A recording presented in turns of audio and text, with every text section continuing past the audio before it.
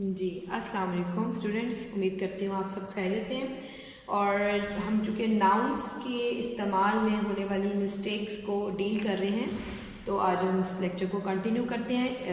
Part 1 lecture जो है आपने यकीनन उसको देखा होगा।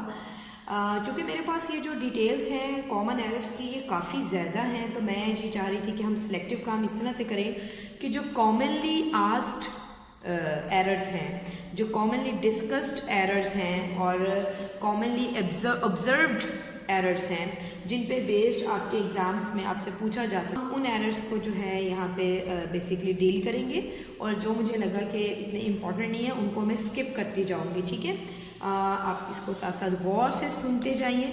ठीक है, सबसे पहले नंबर पे हम ये देख सकते हैं जनाब, we have received no informations. तो प्रॉब्लम ये है कि इंफॉर्मेशंस इज़ नो वर्ड। ठीक है, मालूमात एक पीस ऑफ नॉलेज इंफॉर्मेशन है या ज़्यादा है, उसके लिए लफ्ज़ इंफॉर्मेशन ही रहता है। Informations is no word.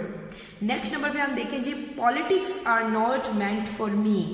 You see, politics is the name of a field, of a subject. ठीक है, कोई फील्ड हो, कोई सब्जेक्ट हो, तो इसके लिए इज़, ठीक है ना, यहाँ फील्ड की बात हुई है, सियासत मेरे लिए नहीं है, तो इसके लिए politics is not meant for me. ठीक है, the next one is he was troubled by these news. अब देखिए जी, खबर के लिए कभी भी हम प्लूरल जो है ना, इसको एज अ प्लूरल नाउन नहीं इसको डील करेंगे। हम कहेंगे he was troubled by this news. News चाहे एक है ज़्यादा है, ये नाउन न्यूज़ ही रहेगा, इसलिए यहाँ दिस हो जाएगा। Then we saw beautiful sceneries in Kashmir. Sceneries again is no word, it would be scenery. Scenery का मतलब views। ठीक है, तो sceneries कोई word नहीं होता। ठीक है, इसकी करेक्शन यहाँ पे scenery है। I'll take care of your luggages. Luggage सामान itself एक ऑलरेडी एक कलेक्टिव नाउन के तौर पे इस्तेमाल किया जा रहा है यहाँ पे, तो हम इसके साथ एस का इजाफा नहीं करेंगे। It would be I will take care of your luggage. Gymnastics are given a lot of importance in our school just like politics. जैसे कि हमने पहले डिस्कस किया, जिमनास्टिक्स भी आप देखें कि एक एज अ सब्जेक्ट उसको यहाँ पे बात की जा रही है कि जिमनास्टिक एक अमल है, एक प्रोसेस है, एक को-करिकुलर एक्टिविटीज़ है, उसको ज़्यादा इंपॉर्टेंस नहीं दी जाती स्कूल्स में, तो यहाँ इज़ ही रहेगा। ठीक है, जैसे अगर किसी इंसान का नाम है शम्स, उसके नाम के एंड पे एस आ जाता है, तो एक्चुअली तो वो शम्स एक ही है ना, तो Shams has done his work. हम ये तो नहीं कहेंगे Shams have done his work. So इसी तरह gymnastics. There were no breads in the shop. देखिए जी, ब्रेड्स नहीं आएगा यहाँ पे, इसकी करेक्शन है there were no bread in the shop. ठीक है, रोटी ब्रेड नहीं थी वहाँ पे, तो ब्रेड लिखे, या इसकी एक तरह से और भी करेक्शन कर सकते हैं आप, जो क्या हो जाएगी, there were no loaves of bread. Loaves के स्पेलिंग में लिख देती हूँ LOAVES। या तो आप कहते हैं there were no bread in the shop, या आप लिखें there were no loaves of bread in the shop. Moving ahead to the 8th number, we have bought some new furnitures. देखिए, फर्नीचर ऑलरेडी कलेक्टिव नाउन है, यानी furniture होता ही जब मुख्तलिफ articles होते हैं वुडन, तो उसको हम फर्नीचर बोलते हैं, इसलिए इसमें एस जो है वो नहीं लगेगा। Then comes please excuse me for the troubles. जब हम कहते हैं तकलीफ के लिए माजरत खा है, तो उसके लिए ट्रबल का वर्ड होगा, ट्रबल्स इज नो वर्ड। ठीक है, the blinds need our support. अब इस चीज़ को आप ज़हन में रखें, जब भी हम किसी भी इंसान को उसकी सिफ्त की वजह से, यानी इंसानों की सिफ्त होती है ना, जैसे हम कहते हैं जी ये बड़े एबल लोग हैं, काबिल हैं, ये बड़े पुअर लोग हैं, यानी गरीब हैं, अमीर है, गरीब है, ताकतवर तबका ऐसा है, कमज़ोर तबका पिस जाता है। जब हम इस तरह से वर्ड्स उनके लिए कुछ एडजेक्टिव्स यूज़ कर रहे होते हैं जो उनको डिफ़ाइन कर रहे होते हैं, तो जब हम इंसानों में इस तरह से उनको क्लासीफाई करें, कैटेगराइज करें, तो हम सिर्फ और सिर्फ दा का एडिशन करते हैं, द ब्लाइंड। तो यहाँ एस नहीं required. The blind means all the blind people, loves people भी रिक्वायर्ड नहीं है। The blind need our support, यानी जो भी अंधे लोग हैं जो देख नहीं सकते, उन्हें हमारी सपोर्ट की ज़रूरत है। इसी तरह बिल्कुल ऐसा ही कनेक्टेड है ये सेंटेंस भी, he was overcome by the misery of poors. हम कहना ये चाह रहे हैं कि गरीबों की मिजरीज को देखकर, वो मिजरी यानी प्रॉब्लम्स को, दुख को देख के उसे बड़ा वो फील हुआ, ठीक है ना, ही ओवरकम, उसको अच्छा नहीं लगा, वो दुखी था। तो यहाँ पर हम क्या करेंगे, इसकी करेक्शन क्या होगी, ही was overcome by the misery of the poor. S नहीं है रिक्वायर्ड, इवन पीपल भी नहीं लिखना आपने। द पुअर मतलब तमाम गरीब, द रिच मतलब तमाम अमीर। जनाब अब हम बात करते हैं नेक्स्ट सेंटेंस की। ये जो अबव सेंटेंसेस थे ये मैंने अपने प्रीवियस लेक्चर में अपलोड कर दिए हुए हैं, नाउन्स के जो एरर्स हैं उनमें। तो आज हम जो कंटिन्यू करेंगे वो हम यहाँ से करेंगे। I have been advised to eat a lot of green vegetables. अब देखिए जी, वेजिटेबल्स अगेन ये कोई वर्ड नहीं होगा, क्योंकि वेजिटेबल्स सब्जियों, ये लफ्ज़ ही सब्जियों के लिए इस्तेमाल होता है ना, सब्जी। तो सब्जी में तरह तरह की सब्जियां होती हैं, इसलिए वेजिटेबल, ठीक है। उसके बाद है जी, my grand mother does not wear spectacle.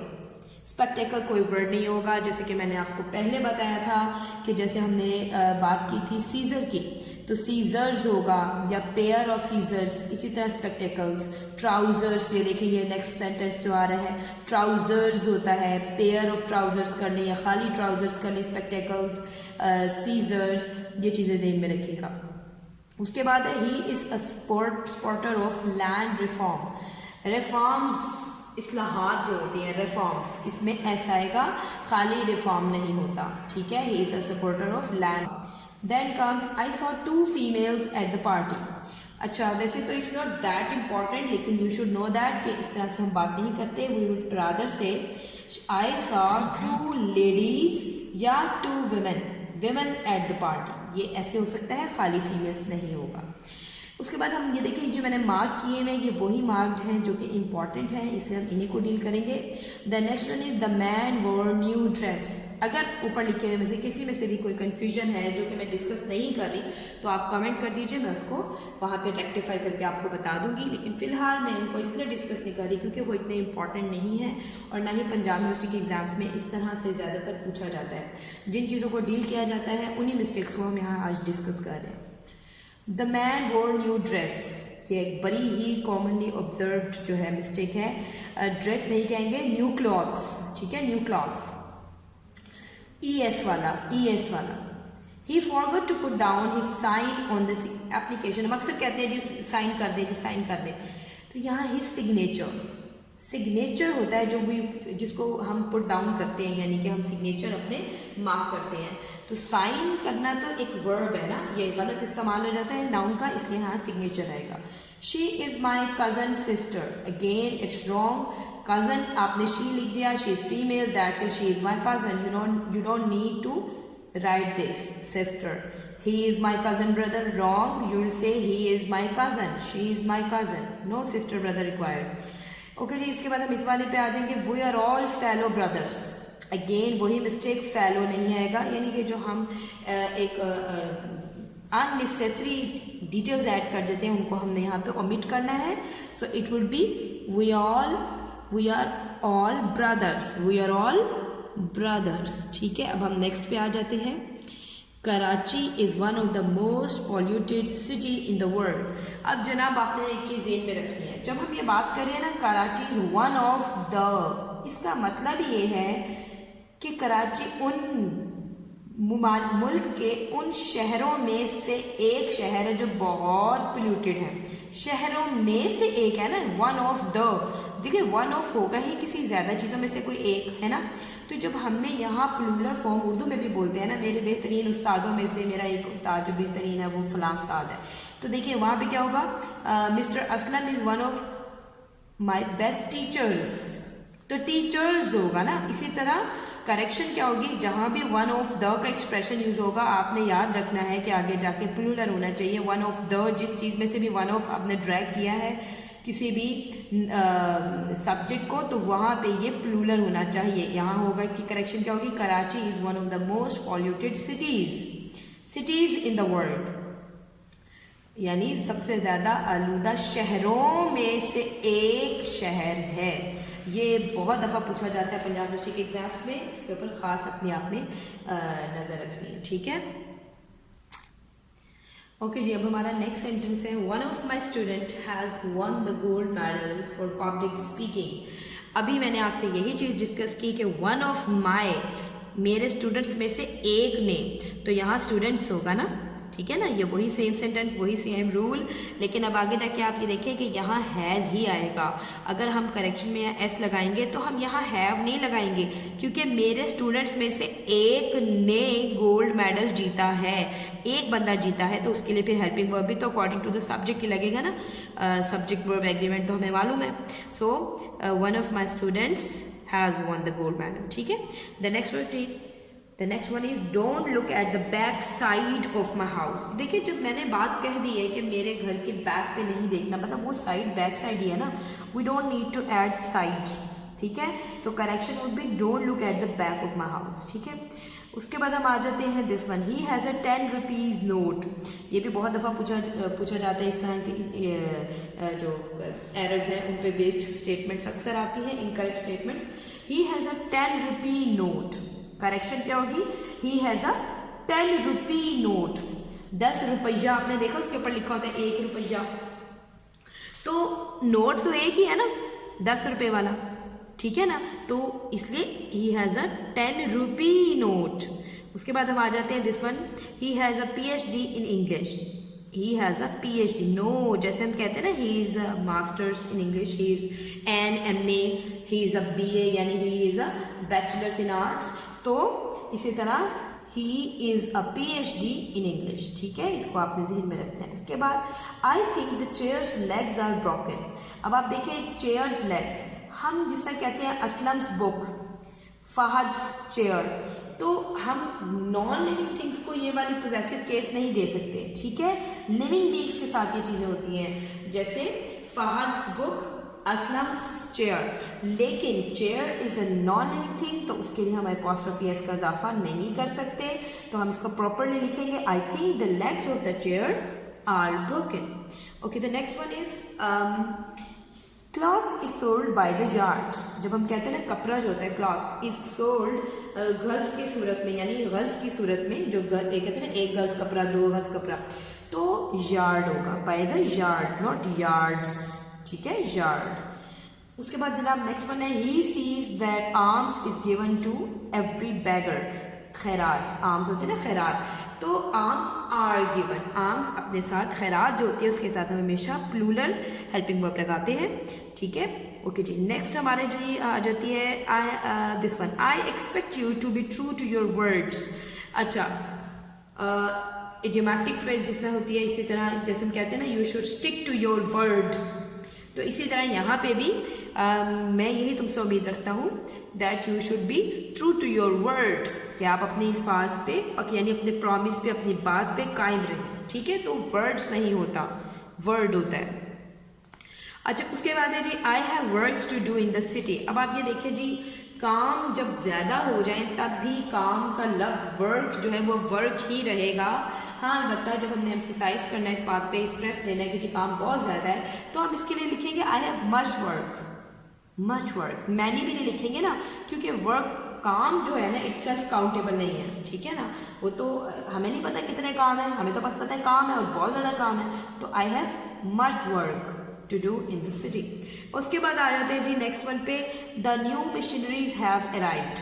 अब देखिए, मशीनरीज कोई वर्ड नहीं है, मशीनरी ऑलरेडी एक कलेक्टिव नाउन के तौर पे, यानी कि उसमें ऑलरेडी ज़्यादा सारी मशीन्स होती हैं, तो हम मशीनरी लिखते हैं ना, तो मशीनरीज, फिर उसको फर्दर हम नहीं करेंगे, ठीक है। तो इसकी करेक्शन होगी, the new machinery has arrived, या तो आप कह दें the new machines have arrived, या लिखें the new machinery has arrived. उसके बाद हम आ जाते हैं जनाब अपने नेक्स्ट वन पे। नेक्स्ट वन है हमारा जी दिस वन,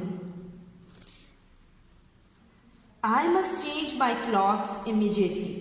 ठीक है जनाब, हमें पता है जो पहने हुए कपड़े या जिन कपड़ों को हमने पहनना होता है उनमें ES लगता है, क्योंकि ये वर्ड जो है ये अनसिले अनस्टिच्ड कपड़ों के लिए होता है, तो ये इसकी करेक्शन होगी I must change my clothes, ES वाला, ठीक है, immediately. Then the next one is you have always been finding faults with my work. ठीक है, अब इसकी करेक्शन क्या होगी, you have always been finding fault with my work, यानी एस नहीं लगेगा, फॉल्ट्स नहीं होगा, fault, the real and the correct word would be fault. And then the next one is he has gone abroad for higher study. देखिए जो खाली love study है ना, to study, it is a verb. यहाँ मैं noun की बात कर रही हूँ कि वो हायर स्टडीज़ के लिए गया है, तो यहाँ पे करेक्ट स्टेटमेंट क्या होगी, स्टडीज़. ठीक है, not study. Okay, the next one is he has got this job on merits. merit again wrong word, यहाँ पे merits नहीं होगा, merit. हम कहते हैं ना जी मेरिट बेस्ड काम हुआ है, मेरिट बेस्ड दाखिला हुआ, तो he has got this job on merit, S नहीं होगा. Then the next one is the course materials you sent were very useful. The course material, ठीक है, कोर्स मटेरियल एंड वर्ड नहीं आएगा, चूंकि ये हम सिंगुलर नाउन के तौर पे यूज़ करेंगे तो इसके मुताबिक ही हेल्पिंग वर्ब लगेगा. The course material you sent was very useful. ठीक है, मटेरियल इटसेल्फ, देखो ना मटेरियल में बहुत कुछ हो जाता है ना, सब चीज़ें एडिड हो जाती हैं, जो भी कोर्स मटेरियल था उसने भेज दिया, मटेरियल्स कोई वर्ड नहीं होगा. Next one is my circumstance does not permit to leave home at this stage. देखिए जी, सर्कमस्टांस कोई वर्ड नहीं है. जब हम कहते हैं ना मेरे हालात, तो हम इसके लिए हमेशा सर्कमस्टांसेस लिखते हैं, तो जब सर्कमस्टांसेस हो जाएगा तो डज नहीं होगा, it would be do. My circumstances do not permit me to leave home at this stage. Okay जी, मूविंग अहेड.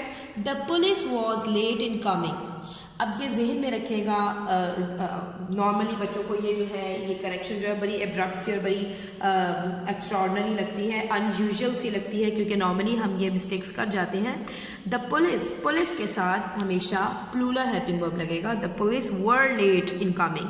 हाँ, अगर पुलिस की जगह आर्मी का लफ्ज़ होता तो आर्मी के साथ हम वॉज लगाते, the army was late in coming, लेकिन पुलिस के साथ हमेशा प्लूरल हेल्पिंग वर्ब लगता है. कॉमन एरर है, ज़रूर इसके ऊपर ख़ास नज़र रखिएगा. The next one is a 10-man delegation met the chairman, यानी 10 बंदों पर मुबनी एक डेलीगेशन था, वफ्द था, वो चेयरमैन से मिला. अब आप ज़हन में रखें, जैसे हमने ऊपर किया था अभी डिस्कस के जी 10 रुपी नोट होता है, इसी तरह अ 10-man डेलीगेशन, क्योंकि डेलीगेशन एक ही है, वफ्द एक ही है, 10 बंदों पर मुबनी, तो 10 man नॉट मैन. ठीक है, okay. The last one is where are you going to spend your summer vacations this year. अच्छा जनाब, इसमें आपको ज़हन में रखना है कि वेकेशन जो है, वेकेशन जो हमें नॉर्मली छुट्टियां होती हैं, चाहे वो किसी ऑफिस में हो, कॉलेजेस में हो, स्कूल्स में होती है, जो गर्मी की छुट्टियां, ठीक है, वो वेकेशन होती हैं, एस एडिड नहीं होता. समर हॉलीडेज में तो होता है, वेकेशन में नहीं होता. एक सूरत में होता है, एक एक्सेप्शन है, उसको अपने जहन में रखिए, बेशक नोट कर लीजिए कि जब एक ऐसी छुट्टी जो आपको किसी इंस्टीट्यूट की तरफ से इस तरह से छुट्टी मिलती है जिसमें आपने बाहर के मुल्क जाना है, you have to go abroad, ठीक है, अपने इंस्टीट्यूट की तरफ से, वो जो आप छुट्टी पे अपने यानी ऑफिस से छुट्टी लेके और ऑफिस वालों की तरफ से आप आउट ऑफ कंट्री जाते हैं, तो वहाँ पर वो वेकेशंस होती हैं. चूँकि यहाँ हमें नहीं पता ये कौन सी छुट्टियाँ हैं, सिर्फ समर वेकेशन की बात हुई तो हमने इसमें से एस निकाल दिया हो. विंटर वेकेशंस होता तो भी हम एस ओमिट कर देते. ठीक है, दैट्स इट. मैं उम्मीद करती हूँ कि नाउन्स की जो ज़्यादातर कॉमनली ऑब्जर्व मिस्टेक्स थी, एरर्स थी, जो कि इंतहाई इंपॉर्टेंट हैं, जिन पे बेस्ड आपको पंजाब यूनिवर्सिटी के BA ADP आर्ट्स के एग्ज़ाम में पूछा जाता है और आपने करेक्ट करना होता है इनकरेक्ट स्टेटमेंट्स को, उनको मैंने काफ़ी हद तक डील कर दिया है. आई होप ये लेक्चर आपके लिए मुफीद था, फ़ायदेमंद था. अपना ख्याल रखिए, दुआ में याद रखिए. अल्लाह हाफिज़.